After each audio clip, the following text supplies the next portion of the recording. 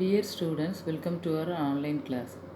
Today we are going to learn Unit 1 poem Once Upon a Time written by Gabriel Akara. Let me tell something about the author. Gabriel Akara is a Nigerian poet and novelist. Nigeria நாட்டை சேர்ந்த ஒரு poet, அதோட கூட ஒரு கதாசிரியர். He won the best award for literature at the Nigerian Festival of Arts. Then he was honored with the Commonwealth Poetry Award. நிறைய award வாங்கியிருக்கிறாரு. Akara's typical poem transits from everyday reality to moments of delight and moves back to reality, making a complete circle. இவர் அன்றாட வாழ்க்கையின் நிகழ்வுகளை தத்ரூபமாக என்ன நடக்கிறதுங்கிறத மக்களுக்கு தெளிவாக விளக்கி காட்டும்படி தனது கவிதைகளை எழுதுகிறார். Now students, turn to page number 21. Look at the title of the poem. Can you guess what does it mean? Once upon a time refers to the past time. Here, Gabriel Akara distinguishes the difference between the ancient people and the modern people. Now, students, can you say some points regarding ancient life or the behavior of the people? Can you say any points? Come to the first stanza. Once upon a time, son, they used to laugh with their hearts and laugh with their eyes. But now they only laugh with their teeth, while their eyes block cold eyes, search behind my shadow. The first stanza, the poet describes the behavior of modern people with that of the ancient people. Ancient people laugh with their hearts, but the modern people laugh with their teeth only. Their eyes show no feelings of warmth or happiness. Their eyes search behind my shadow, refers that they are not at all interested in speaking to me. இதில் என்ன சொல்கிறாரு அப்படின்னா, ஒரு காலத்தில் மக்கள்லாம் ஒருத்தர்கிட்ட பேசும்போது உண்மையான அன்போட பேசுனாங்கன்னு இருக்குது. ஆனால் இப்போ எப்படி பேசுகிறாங்க அப்படின்னா, பேசணுமே அப்படின்ட்டு ஒரு கடமைக்காக பேசுகிறாங்க. அவங்கள்ட்ட என்னது இருக்குது, ஒரு பொய்யாக தான் அவங்க நம்மளை பார்த்து சிரிக்கிறாங்க. அவங்களோட கண்ணில் எந்த ஒரு பாசமும் இல்லைங்கிறத சொல்கிறாரு. Now in the second stanza, look at the second stanza. There was a time indeed they used to shake hands with their hearts, but that's gone, son. Now they shake hands without hearts, while their left hands search my empty pockets. Here in the second stanza, the poet says they are shaking hands without real affection. எப்போவுமே யாரையாவது பார்த்தா உடனே என்ன பண்ணுவோம், shake hands பண்ணுவோம். ஏன் அப்படின்னா உங்களை பார்த்ததில் ரொம்ப சந்தோஷமாக இருக்குதுங்கிறதுக்காக பண்ணுவோம். ஆனால் அது போயிட்டு என்ன சொல்கிறாரு அப்படின்னா, அந்த காலத்தில் அப்படி பண்ணும்போது அதில் உண்மையான அன்பு இருந்தது, உள்ளத்தின் ஆழத்தில் இருந்து அவங்க அன்பை வெளிப்படுத்தினாங்கன்ட்டு இருக்குது. ஆனால் இப்போ அப்படி இல்லை அப்படிங்கிறது தான் சொல்கிறாரு. They are shaking hands without real affection. Here the poet evaluates the narrator's worth and power. This stanza shows that modern people shake hands without real love, while their left hands search my empty pockets shows the hesitations of shaking hands. While their left hands search my empty pockets. அது என்ன சொல்லுது அப்படின்னா, இஷ்டமே இல்லாமல் ஷேக் hand பண்ணுறாங்க அப்படிங்கிறத சொல்கிறாரு. அதாவது இப்போ உள்ள பீப்புள் எல்லாமே போலியான ஒரு ஏமாத்துத்தனமாக தான் இருக்கிறாங்க. வெளிப்புறமான ஒரு அன்பை தான் காட்டுறாங்க. உள்ளத்தின் ஆழத்தில் இருந்து அவங்ககிட்ட எந்த ஒரு அன்பையும் நம்ம எதிர்பார்க்க முடியாதுங்கிறத சொல்கிறாரு. Come to the third stanza. Feel at home, come again, they say, and when I come again and feel at home, once, twice, there will be no thrice, for then I find doors shut on me. Modern people utter words of welcome and exchange pleasantries, but those words come only from the tip of their tongues and not from the depth of their hearts. The poet says that modern people say, feel at home, come again, we can visit them once, twice, but there won't be any thrice. If we go for the third time, the doors will be shut. Modern people welcome பண்ணுவாங்க. வாங்க வீட்டுக்கு வாங்க, உங்கள் வீட்டில் இருக்கிற மாதிரியே நினச்சிக்கோங்க, எத்தனை தடவைனாலும் வாங்க அப்படின்னு சொல்லுவாங்க.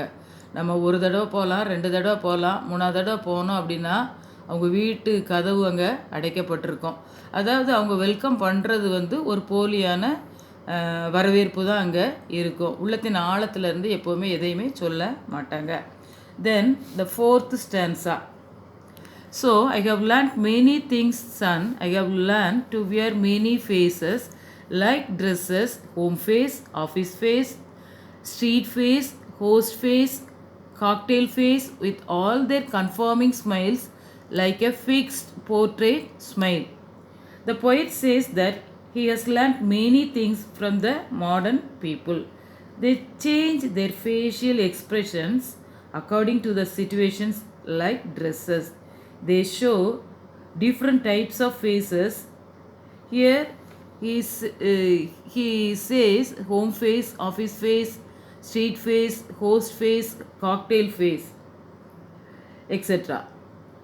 என்ன சொல்கிறாரு அப்படின்னா, எப்படி ட்ரெஸ்ஸை மாற்றுறோமோ அதே மாதிரி மாடர்ன் பீப்புளும் அவங்களுடைய ஃபேஷியல் எக்ஸ்ப்ரெஷன்ஸை மாற்றிக்கிட்டுறாங்க. ஆஃபீஸில் ஒரு விதமான ஒரு ஃபேஸில் இருப்பாங்க, அதே மாதிரி ஸ்ட்ரீட்டில் போகும்போது ஒரு மாதிரி இருப்பாங்க. யாராவது ஒரு விருந்தாள் வந்தாங்க அப்படின்னா அவங்கள வரவேற்கிறது ஒரு விதமான ஒரு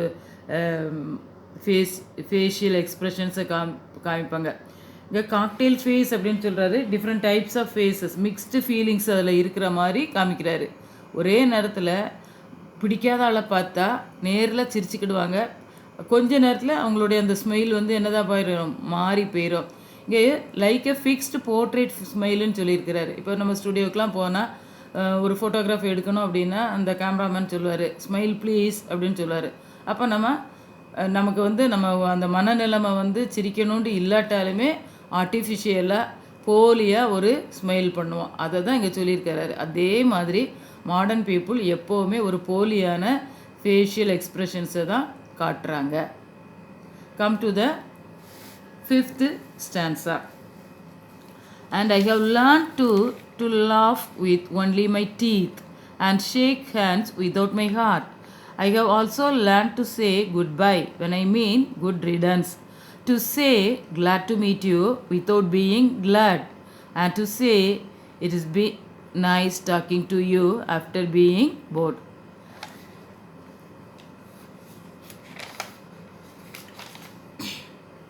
Now the poet says to his son that he too learned to laugh with the teeth only. She shakes hands without heart and says goodbye without any love.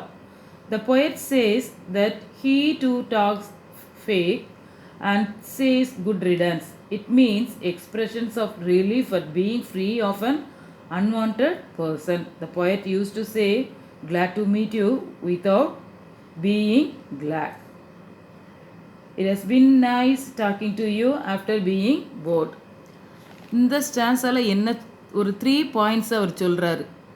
நானும் மகனே ஆர்டிஃபிஷியலாக தான் எல்லாத்தையும் பார்த்து சிரிக்கிறேன், இஷ்டம் இல்லாமல் தான் மற்றவங்க கூட ஷேக் ஹேண்ட் பண்ணுறேன், மற்றவங்ககிட்ட சொல்கிறேன் ரொம்ப உங்களை பார்த்து சந்தித்து பேசுனது ரொம்ப சந்தோஷமாக இருந்ததுன்னு சொல்கிறேன், ஆனால் அதில் எந்த ஒரு சந்தோஷமும் இல்லை. அதே சமயத்தில் உங்களை மீட் பண்ணுறதுல சந்தோஷம்னு சொல்கிறேன், அதுக்கப்புறம் என்ன சொல்லியிருந்தேன், அதே சமயத்தில் உங்களை பார்த்து பேசுனது எனக்கு ரொம்பவும் மகிழ்ச்சியாக இருந்ததுன்னு சொல்கிறேன், ஆனால் அவங்ககிட்ட பேசுனது எனக்கு ரொம்பவும் போரிங்காக இருந்தது. 3 பாயிண்ட்ஸ் இதில் அவர் சொல்கிறாரு. எப்படி அப்படின்னா, உண்மைக்கு புறம்பானது. நான் வந்து உங்களை பார்த்து சந்தோஷங்கிறதுல எனக்கு அங்கே சந்தோஷம் இல்லை, எப்படா உங்கள் பேச்சை அவாய்ட் பண்ணிவிட்டு நான் போவேன்ட்டு இருக்குது. உங்களை மீட் பண்ணது சந்தோஷமாக இருக்குதுன்னு சொல்கிறேன், ஆனால் அதில் எந்த ஒரு சந்தோஷமும் இல்லை. பேசுனது ரொம்பவும் நல்லா இருந்ததுன்னு சொல்கிறேன், ஆனால் அவங்கள்ட்ட பேசுனதை நான் போரிங்காக தான் நினைக்கிறேன் அப்படின்ட்டு சொல்கிறாரு. அப்போது இந்த முதல்ல உள்ள 3 ஸ்டான்ஸாவிலும் உள்ளதை மொத்தமாக சேர்த்து இங்கே சொல்கிறாரு, இதில் அப்படின்னு சொல்லி அதை வேற்றுமையாக காட்டுறாரு. Students turn to next page. But believe me, son, I want to be what I was to be.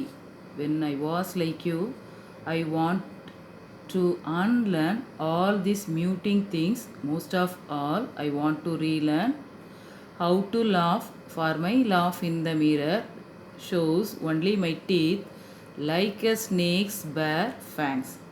In this stanza, the poet says to his son that he wants to be a child like him. He wants to unlearn the unreal things and relearn how to laugh really. If he sees in the mirror, his laugh shows only no expression. It seems to be the teeth of a venomous snake. Here, fangs means the teeth used to inject the poison of the snake. So, show me, son, how to laugh. Show me how I used to laugh and smile once upon a time when I was like you. In the last stanza, the poet asks his son to show him how to laugh the way he used to laugh when he was a child like him. இந்த 2 ஸ்டான்ஸால் என்ன சொல்கிறாரு அப்படின்னா, நானும் என்ன பண்ணுறேன், உண்மையாக உன்ன மாதிரியே எப்படி இருக்கிற விரும்புகிறேன், ஒரு நல்ல ரியலாக வாழ விரும்புகிறேன். ஆனால் நானும் கடைசியில் என்ன பண்ணிட்டேன், ஒரு போலியான ஒரு சிரிப்பை தான் நான் சிரிக்கிறேன். அதனால் மகனே, நீ உனக்கு என்ன பண்ணு, உண்மையாக எப்படி சிரிக்கணும் அப்படிங்கிறத எனக்கு கற்றுத்தந்து விடு. ஏன்னா நானும் ஒரு காலத்தில் உன்ன மாதிரி தான் இருந்தேன். அந்த குழந்தைகள் சிரிப்பில் வந்து என்னது கள்ளத்தனமே இருக்காதுன்னு சொன்ன மாதிரி தான் நானும் இருந்தேன். ஆனால் இப்போ வந்து மாடர்ன் பீப்புளெலாம் இப்படி இருக்கிறாங்க அப்படிங்கிறத நினைக்கும் போது எனக்கு அது மிகவும் வருத்தத்தையும் அளிக்குது. அதே சமயத்தில் எனக்கு அது வந்து என்ன பண்ணுது, கஷ்டமாகவும் இருக்குது. The poet talks painfully the negative changes in the society to his son. So the poet wants to be a real person in this poem. Poet வந்து என்ன பண்ணுறாரு, அந்த நெகட்டிவ் சேஞ்சஸ் இதெல்லாம் இந்த சொசைட்டியில் உள்ளதெல்லாம். ஏன்னா எல்லாருமே அன்பாக இருக்கிற மாதிரி பேசுகிறாங்க, ஷேக் ஹேண்ட் பண்ணுறாங்க. ஆனால் யாருமே உண்மையான ஒரு அன்போடு அந்த உலகத்தில் இப்போ இந்த நவீன காலத்தில் இல்லை அப்படிங்கிறத அவர் சொல்கிறாரு. இங்கே வந்து இந்த போயத்தோடைய கருத்து என்ன அப்படின்னா, யூஸ்வலாக சில்ட்ரன் தான் என்ன பண்ணுவாங்க, பேரண்ட்ஸ்கிட்ட இருந்தோ டீச்சர்ஸ்கிட்ட இருந்தோ அவங்கள அப்படியே அப்சர்வ் பண்ணி அவங்கள இமிட்டேட் பண்ணி லைஃப் ஸ்கில்ஸ் எல்லாம் கற்றுக்கிடுவாங்க. ஆனால் இங்கே வந்து போயிட்டு அதை வேறு விதமாக சொல்கிறாரு. சின்ன பிள்ளைகள்கிட்ட உள்ள கள்ளமில்லா தன்மையை நான் கற்றுக்கொள்ள விரும்புகிறேன் அப்படின்ட்டு தன்னுடைய மகனை பார்த்து சொல்கிறாரு. ஸ்டூடெண்ட்ஸ், நம்ம வந்து இப்போ அந்த போயட்டோடைய அது என்ன மீனிங்கில் அவர் எழுதியிருக்கிறாருங்கிறத பார்த்துட்டோம். இது போக போயத்தில் நமக்கு நிறைய கொஸ்டின்ஸ் உண்டு. அப்ரிஷியேஷன் கொஸ்டின்ஸு, அனாலிட்டிக்கல் கொஸ்டின்ஸ்லாம் கேட்பாங்க. இதில் டைரக்ட் கொஸ்டின்ஸாக கேட்டாங்க அப்படின்னா அது வந்து அப்ரிஷியேஷன் கொஸ்டின்ஸு. அனாலிட்டிக்கல் கொஸ்டின்ஸாக கேட்டால் அது வந்து நம்ம எதில் வரும் அப்படின்னா ஃபிகர்ஸ் ஆஃப் ஸ்பீச் அப்படிங்கிற ஒரு தலைப்பில் வரும். இந்த ஃபிகர்ஸ் ஆஃப் ஸ்பீச் அப்படின்னா போயத்துலேருந்து கேட்பாங்க. அது என்னதுன்னா, நீ தமிழில் படிச்சிருப்ப, அணி இலக்கணம். ஒரு கவிதையை வந்து எப்படி ஒரு நயம்பட எழுதுறதுக்கு அதில் நிறைய அணிகளை சேர்த்து எழுதுகிறாங்கங்கிறத தான் நம்ம வந்து இங்கிலீஷில் ஃபிகர்ஸ் ஆஃப் ஸ்பீச்சுன்னு சொல்கிறோம். நிறைய ஃபிகர்ஸ் ஆஃப் ஸ்பீச் உண்டு. அதில் வந்து இந்த போயத்தில் மெட்டாஃபர், சிமிலி, ஆக்சிமோரான், அதே சமயத்தில் அலிட்ரேட்டட் வேர்ட்ஸ்லாம் இருக்குது. நீ வந்து ஏற்கனவே 9th 10th இதெல்லாம் படிச்சிருக்கிற. இப்போ நமக்கு இந்த ஃபஸ்ட்டு ஸ்டான்ஸாவில் இந்த 2 லைனில் உள்ளது என்ன இருக்குதுன்னா பாரு, while their ice block cold eyes search behind my shadow. இது வந்து மெட்டாஃபர்ன்ட்டு சொல்லப்பட்டிருக்குது. அது குறிச்சிக்கோ, உன்னோட புக்கில் இதை மார்க் பண்ணி வச்சுக்கோ, எழுதி மெட்டாஃபர்ன்னு வச்சுக்கோ. இப்போ மெட்டாஃபர்னா என்ன அப்படின்னா, 2 காரியங்களை மறைமுகமாக ஒப்பிடுவாங்க. அதில் லைக்கோ ஆஸோ அந்த உருவகப்படுத்துகிற வார்த்தைகள் வராமல் இருந்தது அப்படின்னா அதை வந்து நம்ம என்ன சொல்லுவோம், மெட்டாஃபர்ன்ட்டு சொல்லுவோம். அதுக்கு வந்து நல்லா சொல்லணும் அப்படின்னா என்ன சொல்லுவோம், அதனுடைய பண்புகளை மட்டும்தான் நம்ம இங்கே ஒப்பிட்டு சொல்லுவோம். அதை தான் இங்கே சொல்லியிருக்காரு. ஐஸ் பிளாக் கோல்ட் ஐஸ், அந்த கண்களில் நான் வெல்கம் பண்ணும்போது என்னுடைய கண்களில் எந்த ஒரு வார்த்துமே இருக்காது, அவங்கள வெல்கம் பண்ணுறங்கிற ஆசையே இருக்காது, ஆனாலும் அது இல்லாத மாதிரி நான் காட்டுவேன் அப்படின்ட்டு சொல்லியிருக்காரு. Ice block cold eyes search behind my shadow வந்து மெட்டாஃபர். ஸோ இதில் அடுத்த ஸ்டான்ஸாவை பாரு. Now they shake hands without hearts. இதில் வந்து நான் ஏன்ட்டு போட்டு வச்சுருக்கேன். ஏ அப்படின்னா என்ன அர்த்தம் அப்படின்னா அலிட்ரேட்டட் வேர்ட்ஸ்.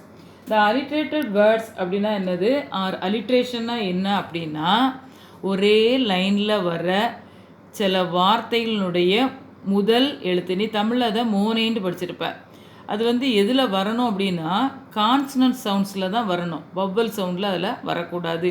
இங்கே ஹேண்ட்ஸில் உள்ள அந்த ஹெய்ச்சும் ஹார்ட்ஸில் உள்ள ஹெய்ச்சும் சேம் லெட்டர், ஒரே எழுத்தாக இருக்கிறதுனால இதை வந்து நம்ம என்ன சொல்கிறோம், அலிட்ரேட்டட் வேர்ட்ஸ் அப்படின்ட்டு சொல்கிறோம். இது போக நமக்கு இந்த போயத்தில் இன்னும் நிறைய என்னது இருக்குது அப்படின்னா சிமிலி இருக்குது. சிமிலி அப்படின்னா என்ன அப்படின்னா உவமை அணின்ட்டு நீ தமிழில் படிச்சிருப்ப, அதுதான் இது இதை போல் இருக்குது, அதை மாதிரி இருக்குது அப்படின்னு நம்ம சொல்கிறதுனால தான் இதை வந்து நம்ம என்ன சொல்கிறோம் அப்படின்னா இதை வந்து எப்படி சொல்கிறோம், சிமிலி அப்படின்ட்டு சொல்கிறோம். இங்கே வந்து என்னெல்லாம் இருக்குன்னு பாரு, சிமிலி என்னெல்லாம் இருக்குது பாரு.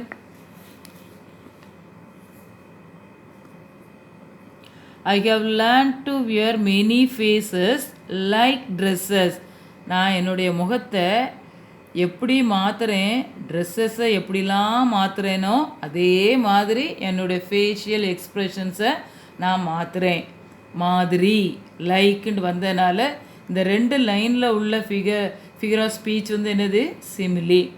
அடுத்தது பாரு, இங்கே இன்னொன்று கொடுத்துருக்குது, cocktail face with all their conforming smiles like a fixed portrait smile.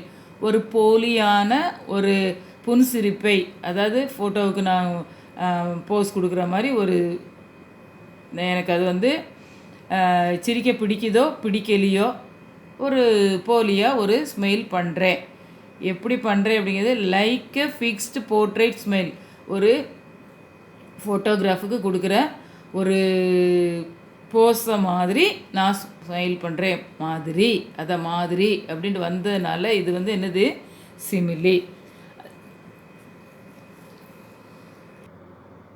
இந்த 5th ஸ்டான்ஸாவில் when I mean good riddance, அதுக்கு முன்னால் உள்ள லைனில் பாரு, I have also learn to say goodbye when I mean good riddance. இதை வந்து நம்ம என்ன சொல்கிறோம், ஆக்சிமோரான்ட்டு சொல்கிறோம். இது என்னது ஆக்சிமோரான் அப்படின்னா என்ன அர்த்தம் அப்படின்னா எதிர் சொற்கள் அடுத்தடுத்து வருவது. இங்கே வந்து குட் பைன்னு சொல்கிறாரு, ஆனால் அதில் வந்து என்னது, எப்படா இவரை விட்டு போவோம் அப்படின்ட்டு ஒரு மாறுபட்ட கருத்தை சொல்கிறது. அது சொல்லுவாங்கல்ல, பார்த்து ரொம்ப சந்தோஷமாக இருக்குன்னு சொல்லுவாங்க, அதே சமயத்தில் பட போயிட்டான் பிழைச்சோம் அப்படின்னு சொல்கிற மாதிரி வர்றது. ஒன்றுக்கொன்று முரண்பட்ட கருத்துக்களை சொல்லும்போது சொல்கிறது தான் என்னது, ஆக்சிமோரான். அதுக்கு அடுத்தது பாரு, without being glad and to say it has been nice talking to you after being bored. இதுலேயும் அந்த மாதிரி தான் இருக்குது, பேசுகிறது ரொம்ப நல்லா இருக்குது அப்படின்னு சொல்கிறாங்க. இதில் வந்து உனக்கு உள்ளதில் என்ன இருக்குது அப்படின்னா ஃபிகர் ஆஃப் ஸ்பீச்சில் அலிட்ரேஷன் வேர்ட்ஸ் இருக்குதுங்க. என்னெல்லாம் சொல்லலாம், பீயிங் போர்டு, இங்கே பீயிங்கில் உள்ள பி, போர்டில் உள்ள பி. உனக்கு வந்து எக்ஸாமில் கேட்கும்போது write down the alliterated words from the given லைன்ட்டு கொடுப்பாங்க. அப்போ நீ என்ன பண்ணணும், அந்த லைனில் உள்ள அலிட்ரேட்டட் வேர்ட்ஸை தனியாக எடுத்து எழுதி, இப்போ நீ இந்த லைனை கொடுத்துருப்பாங்க, பீயிங்கையும் போர்டையும் தனியாக எடுத்து எழுதி அந்த பீங்கிற லெட்டரை மட்டும் என்ன பண்ணிடணும், அண்டர்லைன் பண்ணிடணும். அண்டர்லைன் பண்ணி காமிச்சா தான் அது அலிட்ரேஷனுங்கிறதுக்கு கரெக்டாக இருக்கும். இல்லை அப்படின்னா வெறும் நீ அந்த லைனையே எழுதி வச்சேன்னா உனக்கு மார்க்கே கிடைக்காது. எப்போ எதை எழுதினாலும் அண்டர்லைன் பண்ணி கரெக்டான ஸ்பெல்லிங் மிஸ்டேக் இல்லாமல் எழுதணும். இப்போ இந்த ஸ்டான்ஸால் பாரு, ஃபஸ்ட் லைனில் பட் பிலீவ் மீ சன், இதில் உள்ள அலிட்ரேட்டட் வேர்ட்ஸ் வந்து என்னது, but believe, be be. I want to be what I used to be, வாண்ட்டில் உள்ள டபிள்யூ, வாட்டில் உள்ள W. When I was like you I want. So இதில் உள்ள அலிட்ரேட்டட் வேர்ட்ஸு வென், வாஸ். அடுத்து to unlearn all these muting things, most of all I want to relearn how to laugh for my laugh in the mirror. இங்கே ஏதாவது இதில் alliterated words இருக்குதா பாரு, இருக்குதா, இல்லை. நீ இன்னொன்று கவனிச்சுக்கணும், கான்சனன்ட் சவுண்ட்ஸை மட்டும்தான் அலிட்ரேஷனுக்கு எடுத்துக்கிடணுமே ஒழிய வவ்வல் சவுண்டு வந்ததுன்னா அதை எடுக்கவே கூடாது. எதெல்லாம் வவ்வல்ஸு, ஏஇ ஐஓ யூ, இந்த லெட்டர்ஸ் உள்ள வார்த்தைகளை நீ வந்து அலிட்ரேஷன்ஸ்க்கு எடுத்துக்கொள்ள கூடாது. இங்கே அடுத்த பாரு, shows only my teeth like a snakes பேர் ஃபேங்ஸ். இங்கே லைக்குன்னு வந்திருக்கு. என்னுடைய நான் இவர் போயிட்டு என்ன சொல்றாரு, நானும் இப்போ உள்ள மாடர்ன் பீப்புளை மாதிரியே இந்த பாம்பினுடைய விஷப்பற்கள் மாதிரி பல்ல காட்டுறேன். அப்படி ஒரு சிரிப்பை தான் நான் சிரிக்கிறேன் அப்படின்னு சொல்கிறாரு. இங்கே பாம்பினுடைய விஷப்பற்கள் மாதிரி நானும் சிரிக்கிறேன் அப்படின்னு சொன்னதுனால இது வந்து ஃபிகர் ஆஃப் ஸ்பீச் வந்து சிமிலி. இதில் உள்ள அலிட்ரேட்டட் வேர்ட்ஸ் வந்து என்னது? ஷோஸில் உள்ள எஸ், ஸ்னேக்கில் உள்ள எஸ். அடுத்ததில் வந்து பாரு alliterated words. So show me sun, S S S. இதுதான் எங்கள் இதில் இருக்குது. இந்த மாதிரி இப்போ இதில் வந்து உனக்கு என்னெல்லாம் இருக்குது அப்படின்னா, இந்த போயத்தில் மெட்டாஃபர் இருக்குது, சிமிலி இருக்குது, ஆக்சிமோரான் இருக்குது, அலிட்ரேட்டட் வேர்ட்ஸ் இருக்குது. இதில் ரொம்பவும் நம்ம வந்து என்னது ரைமிங் வேர்ட்ஸு, ரைம் ஸ்கீம்ங்கிறத ரொம்பவும் பார்க்க முடியாது. ஏன்னா சில இதில் இப்போ ரைமிங் வேர்ட்ஸ் அப்படின்னா கடைசி ஒவ்வொரு லைன்லேயும் வர கடைசி வார்த்தையினுடைய ஒலியானது ஒரே மாதிரி இருந்ததுன்னா அதை ரைமிங் வேர்ட்ஸுக்கு எடுப்போம். ஆனால் இந்த போயத்தை பொறுத்த அளவில் அப்படி ரொம்பவும் இம்பார்ட்டண்ட்டாக ஒன்றும் கேட்கக்கூடிய அளவில் இல்லை. புரிஞ்சிருக்கும்னு நினைக்கிறேன் ஸ்டூடெண்ட்ஸ். ஒரு போயம் அப்படின்னா அந்த சென்ட்ரல் தாட் என்னது, அந்த போயட்டோடைய தாட் என்ன அப்படிங்கிறது உனக்கு புரிஞ்சிருக்கும். இவர் வந்து இப்போ உள்ள மாடர்ன் பீப்புளுக்கும் ஏன்ஷியன் பீப்புளுக்கும் உள்ள அந்த இதை சிரிப்பை பற்றி சொல்கிறாரு. அதாவது அவங்களுடைய மன நிலைமை எப்படி இருக்குது. முன்பு காலத்தில் உண்மையான ஒரு பாசம் இருந்தது. இப்போ ஆனால் ஒரு பாசங்கிறத சொல்கிறத விட போலியான ஒரு வேஷத்தோடு தான் மக்கள் இந்த உலகத்தில் வாழ்ந்துட்டுருக்குறாங்கிறத சொல்கிறாரு. அது போக உனக்கு இன்றைக்கி இந்த பொயட்டிக் டிவைசஸையும் உனக்கு சொல்லி கொடுத்தாச்சு. இதில் கொஞ்சம் தான் இருக்குது. இனி வர வர மற்ற போயத்தில் வரல நம்ம ஃபிகர்ஸ் ஆஃப் ஸ்பீச்சையும் நம்ம படிச்சுக்கலாம். தேங்க்யூ.